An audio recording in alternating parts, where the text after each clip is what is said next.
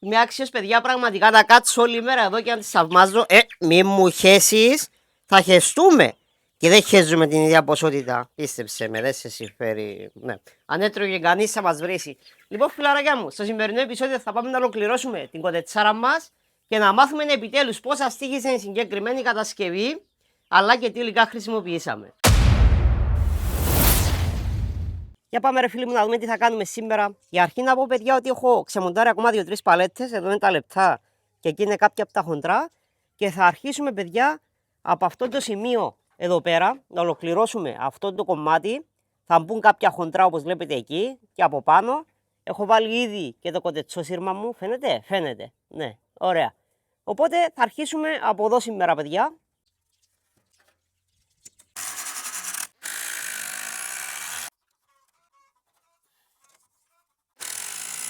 Όπως είδατε, φίλοι μου, μόλις τοποθέτησα τα τρία από πάνω. Τώρα θα πάμε να βάλουμε ένα εδώ και ένα εδώ. Αυτά ουσιαστικά, παιδιά, είναι οι οδηγοί μας, έτσι ώστε να μπορούν να προχωρούν ομοιόμορφα οι ευθείες μας και εδώ, αλλά και εδώ. Δηλαδή από εδώ μέχρι εδώ να είναι όλα ομοιόμορφα, όπως βλέπετε και όλα τα υπόλοιπα. Αυτά είναι. Παράλληλα, παιδιά, να τοποθετώ, θέλω να σας λύσω και κάποιες απορίες, όπως για παράδειγμα, πόσες παλέτες χρησιμοποίησα. Για τη συγκεκριμένη κατασκευή, παιδιά, αυτές που είναι ολόκληρες είναι 21 και αυτές που χρησιμοποίησα κάποια κομμάτια και ξεμόνταρα κιόλας για να ντύσω το κοτέτσι είναι περίπου καμιά 40. Βέβαια, παιδιά, αυτό εξαρτάται από κάποιους παράγοντες. Π.χ. αν οι παλέτες σας είναι καλές. Εμένα, ας πούμε, επειδή ήταν πολύ ταλαιπωρημένες, ενώ τις ξεμόνταρα κάποια σανίδια σπάγαν. Οπότε είναι λίγο πάνω κάτω το ποσοστό, παιδιά. Μπορεί να είναι 60, μπορεί να είναι 65, μπορεί να είναι 55. Ακούγονται πολλές, το ξέρω, αλλά πιστέψτε με, δεν είναι. Όταν λέω 55 με 65, παιδιά, εννοώ μαζί με αυτές, έτσι. Μην μου τρομάζετε. Καλά, εννοείται ότι έχω απαντήσει σε όλα τα σχόλια. Πάντα απαντάω, παιδιά, αλλά θεώρησα καλό να απαντήσω και κάποιες στο βίντεο.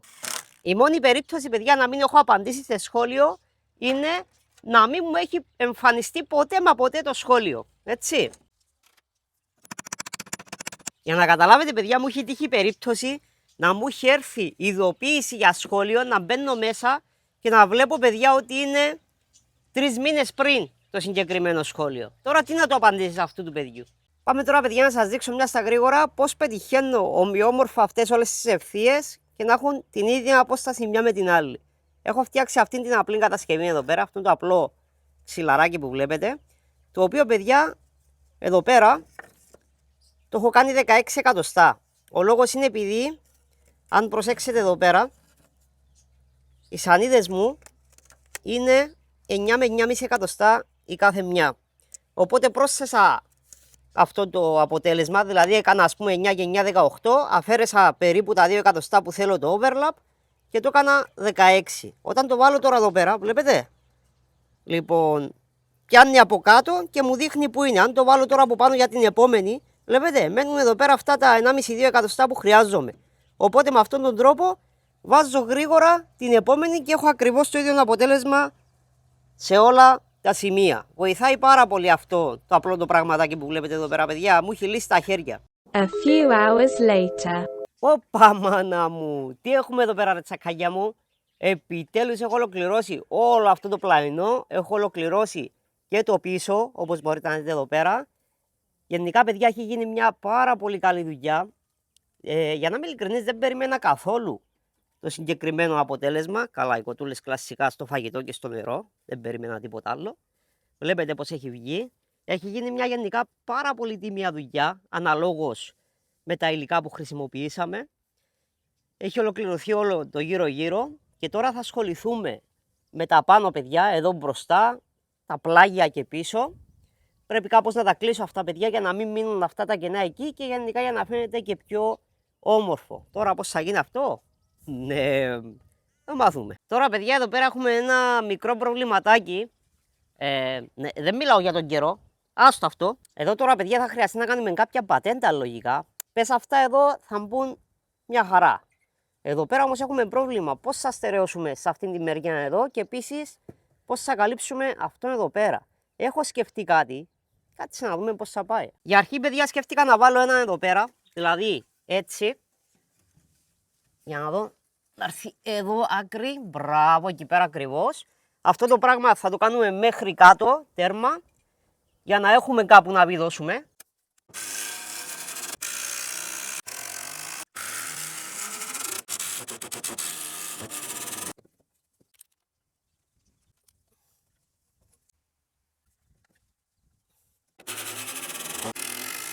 Αυτά είναι. Λοιπόν, έχω βάλει όλα αυτά τα κομμάτια, παιδιά, μέχρι κάτω. Έχω βάλει και αυτό το κομματάκι είναι εκεί πέρα για να μπορώ να βιδώσω και εκεί από κάτω. Και έχω βάλει και αυτόν εδώ, παιδιά, για να μου καλύψει το κενό εκεί πέρα, αλλά για να μπαίνουν και τα ξύλα μου εδώ πέρα στην ευθεία. Βλέπετε, θα μπουν ξύλα έτσι, παιδιά, και θα είναι κέντρο.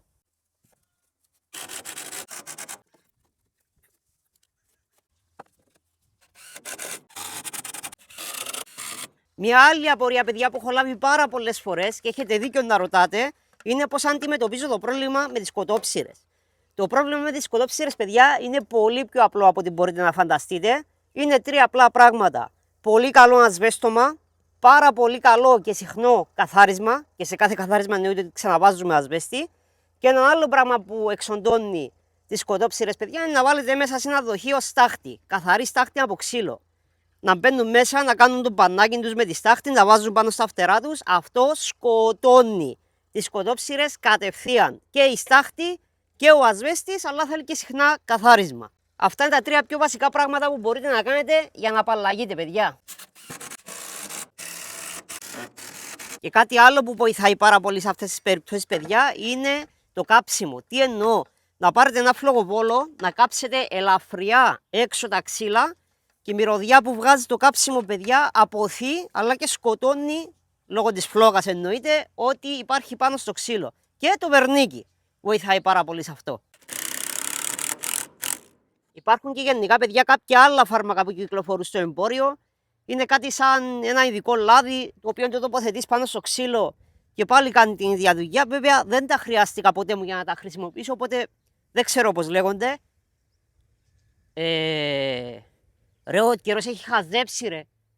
Άρχισε να ψυχαλίζει πάλι, ρε, παιδιά.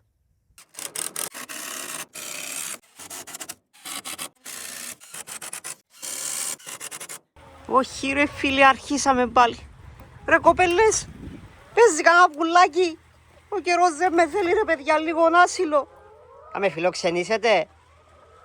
Κοτούλες. Κανένα πουλάκι παίζει εκεί μέσα? Θα βρω τίποτα? Ή μόνο τρώτε εδώ μέσα? Ωραία, φίλε. Αρχίσαμε πάλι, παιδιά. Να ρωτήσω κάτι, ρε πουλάκια. Εσείς τι λέτε για όλα αυτά? Καλά, εσύ ξέρω, ψάχνεις για άντρα. Εσύ περιμένεις τη γυναίκα να γεννήσει γιατί είναι μέσα. Εσείς οι δύο τι ακριβώς κάνετε εκεί? Α, ξέρω. Συζητάτε αν θα πάρετε διαζύγιο ή αν θα κάνετε απογόνους, Ρε, προβλήματα που έχει ο κόσμος. Κι εγώ είμαι κλεισμένος μέσα στις κότες, ρε φίλε. Έλεος. Σιτ, σε σένα μιλάω. Μου επιτρέπεις να κάνω μια παραβίαση? Ευχαριστώ. Μέσα. Να ρωτήσω, την τρόμαξα. Ναι, συγγνώμη, δεν ήθελα, συγγνώμη. Όπα, την ετοιμάζεις, παιδιά, έχει βάλει φτερά μέσα, τα βλέπετε. Συγγνώμη, γυρίστε στο πόστο σας, καλή μου, δεν θα ξαναενοχλήσω. Για να δούμε, ρε παιδιά, σήμερα θα μπορέσουμε να κάνουμε δουλειά, γιατί Εχθές το βράδυ είχαμε τα ίδια. δεν είναι talent show εδώ, ρε παιδιά, ήρεμα, είπαμε. Ναι, και τώρα θα μου πεις, εσύ το άρχισες. Έχετε δίκιο.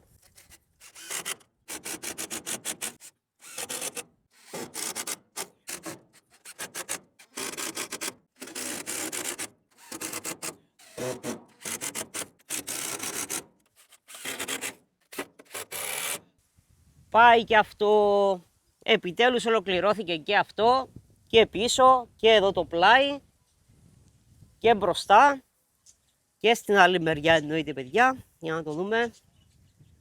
Ορίστε, νομίζω είναι πολύ πιο όμορφο τώρα.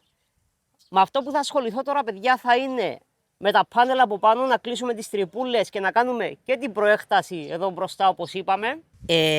Ναι, να το ολοκληρώσουμε, Ανδριανέ μου, αλλά για να μπορέσεις να το ολοκληρώσεις, αγόρι μου, πρέπει να βάλεις και την μπαταρία στον τροχό να φορτίσει, αγόρι μου.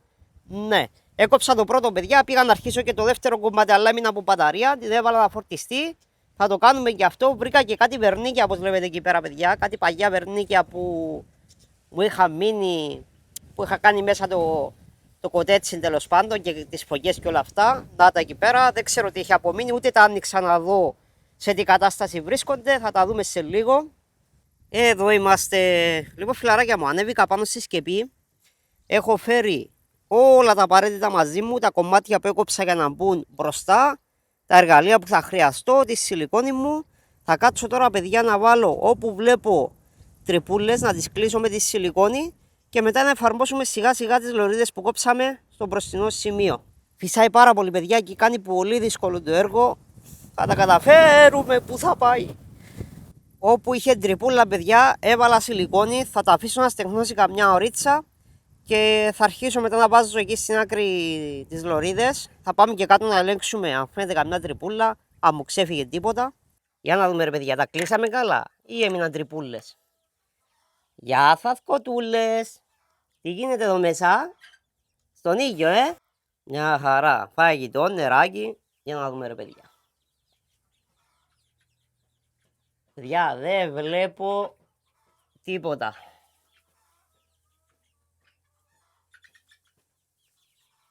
Τέλεια. Δεν φαίνεται να μας έχει ξεφύγει πουθενά τρυπούλα. Πιστεύω είμαστε μια χαρά. Ναι, σχεδόν. Πού πας, μωρή, εσύ? Λοιπόν, παιδιά, αρχικά πάμε να βγάλουμε όλες τις βίδες που έχω εδώ μπροστά στην ευθεία.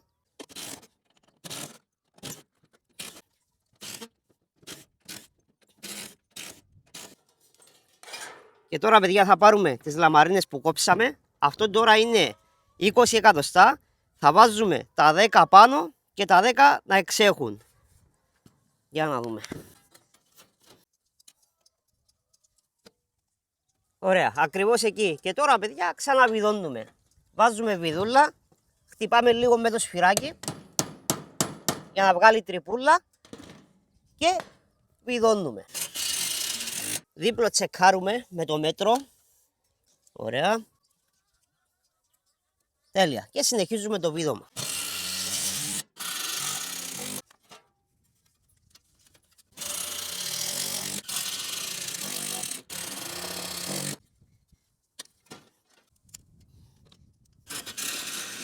Finito la musica, passato la fiesta, φίλοι μου. Νομίζω είναι πένα τώρα. Πένα. Νομίζω, φίλοι μου, φτάσαμε στο τελευταίο αλλά και πιο κρίσιμο σημείο της κατασκευής, που είναι το βάψιμο. Άμα βέβαια τα βερνίκια είναι καλά. Για κάτσε να δούμε. Έβγαλε ένα αέρα από μέσα, παιδιά. Στράβωσε το κουτάλι και δεν ανοίγει, ρε φίλε. Καλά θα πάει αυτό. Άνοιξε πέτρα.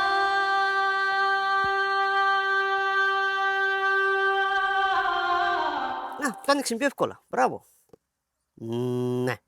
Μόλις θυμήθηκα γιατί δεν χρησιμοποίησα και πολύ από αυτό. Ιου. Ναι. Ό,τι έχει απομείνει, φιλαράκια μου, είναι αυτό που βλέπετε αυτή τη στιγμή μπροστά σας. Λοιπόν, αυτό ήταν το πρώτο βερνίκι που πήρα, παιδιά, για να κάνω το κοτέτσι μέσα, αλλά δεν μου είχε αρέσει το χρώμα και πήγα και πήρα αυτό το πιο σκούρο που είναι αυτή τη στιγμή και μετά πήρα αυτό που είχα κάνει τις φωλιές μέσα.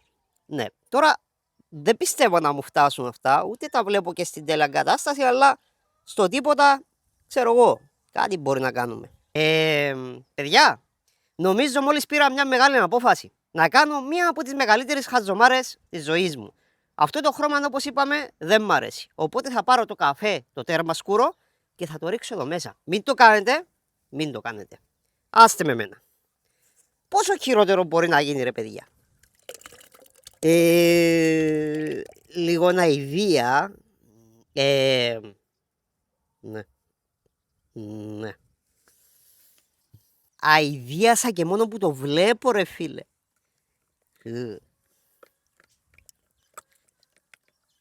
Όπα, ρε. Κάτσε, ρε φίλε, κάτσε.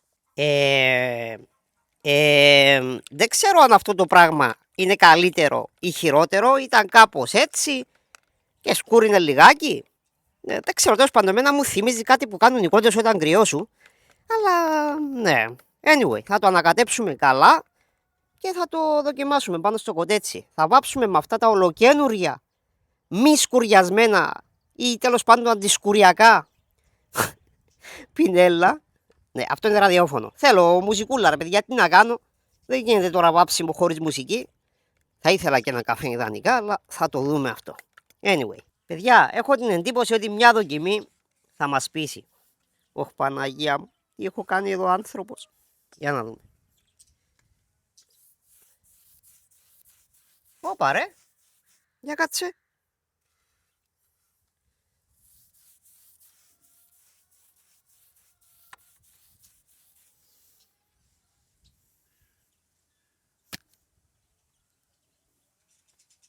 Μην το δοκιμάσετε στο σπίτι.